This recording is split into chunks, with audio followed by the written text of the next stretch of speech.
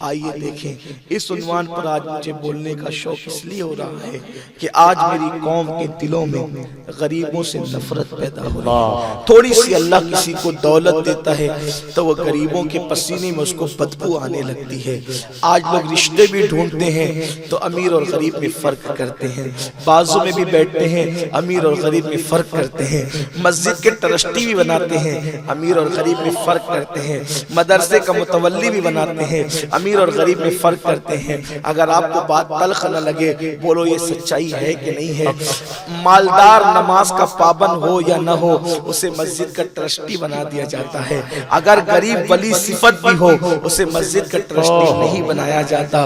شادیوں کے اندر وہ اوباش جو زناکار اور بدکار اور شرابی ہے اس کے بارے میں ہمیں پتا ہے کہ یہ بدکار ہے، زناکار ہے، شرابی ہے، لیکن اگر وہ آئے اس کے لیے لوگ کرسیاں چھوڑ دیتے ہیں۔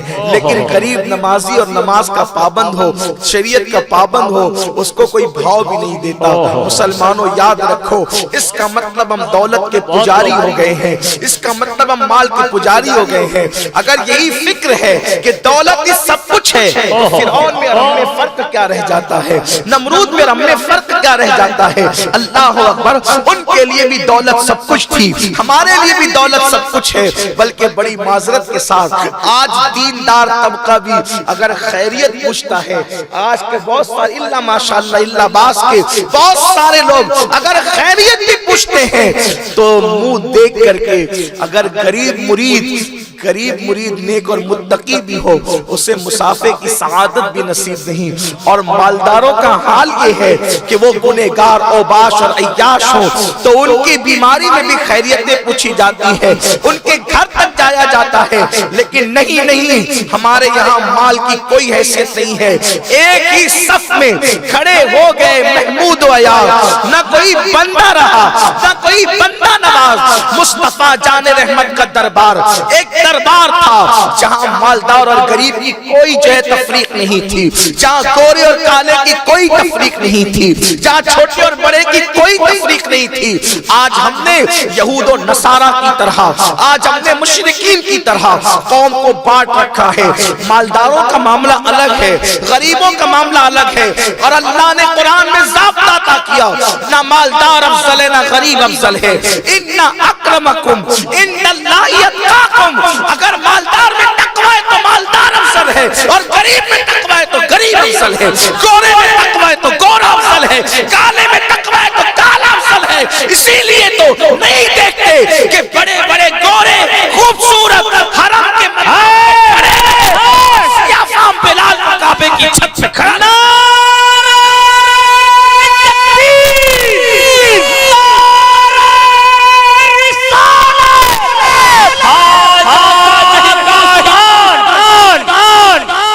آج رشتہ داریاں بھی طے ہوتی ہیں تو غریبی اور امیری کی بنیاد پر طے ہوتی ہے۔ اس تفریق کو ختم کرنا ہوگا، ورنہ جس دن میری قوم مال کو سب کچھ سمجھ لے گی اس دن فرعونیت جنم لے گی۔ جنم کیا لے گی؟ فرعونیت جنم لے چکی ہے، نمرودیت جنم لے چکی ہے، یزیدیت جنم لے چکی ہے۔ مال برا نہیں ہے لیکن مال کی محبت بری ہے، اور اگر اللہ نے مال دے دیا ہے مال سے محبت نہ کرو۔ بے شمار اولیاء جو مالدار تھے لیکن وہ مالدار ہو کر بھی کبھی انہوں نے مالداری کو اہمیت نہیں دی۔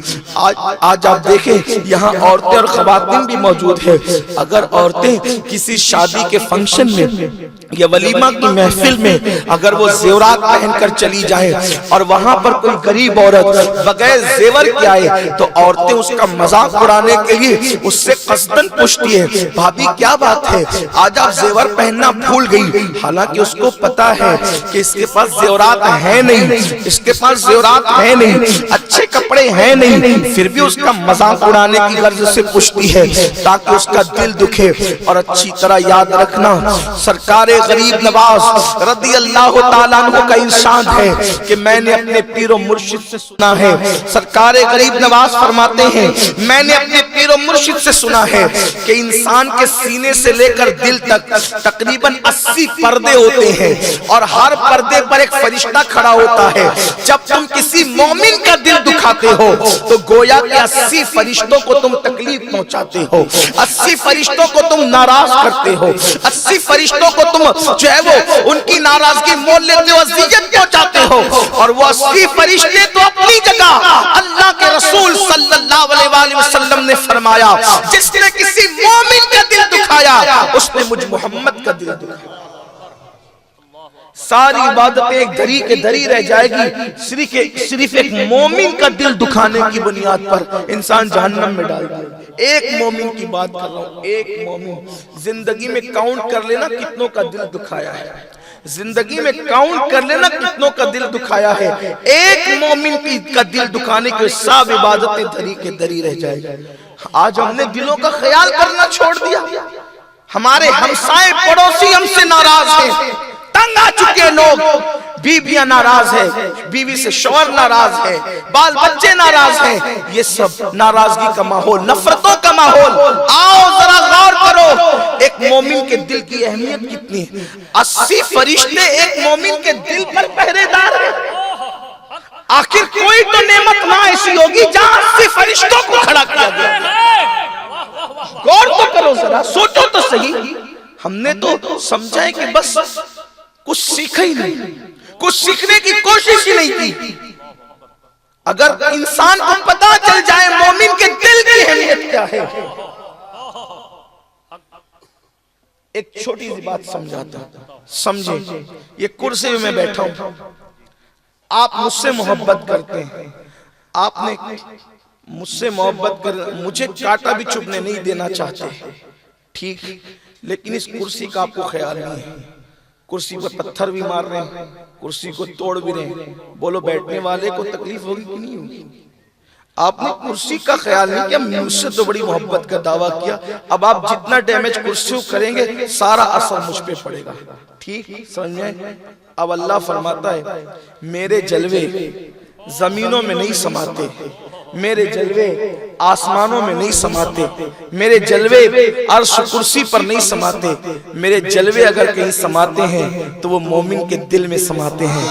اب ذرا سوچو، جلوے یار جس کے دل میں موجود ہو، اب دل ٹوٹے گا، دل ٹوٹے گا، مکان پر اثر پڑے گا تو بولو اس پہ اس کا اثر در پردہ کس پر پڑے گا؟ میرا اللہ مکان اور زمان سے پاک ہے، زمان و مکان سے پاک ہے، لیکن کہنے والے نے کہا ہے کہ تو دل میں تو آتا ہے، سمجھ میں نہیں آتا، میں جان گیا بس تیری پہچان یہی ہے۔ تو میرے آقا صلی اللہ علیہ وسلم کے دیوانوں، دلوں کا خیال کرو، کیونکہ دلوں میں اللہ رسول کے جلوے بستے ہیں۔ تو آج ہم نے معاشرے کو تقسیم کر دیا، تفریق کر دی، ہم نے غریب اور امیر، مالدار، یہ برادریاں، خطے، قبیلے، نہیں، کوئی برادری افضل نہیں ہے۔ جس برادری کو حضور پسند کر لیں، کوئی برادری کا فرض افضل نہیں ہے۔ حضور علیہ السلام جس سے پیار کر لیں، سارے حبشی پیارے ہیں؟ نہیں۔ سارے حبشی پیارے ہیں؟ نہیں۔ حبشیوں میں بلال کی شان الگ ہے،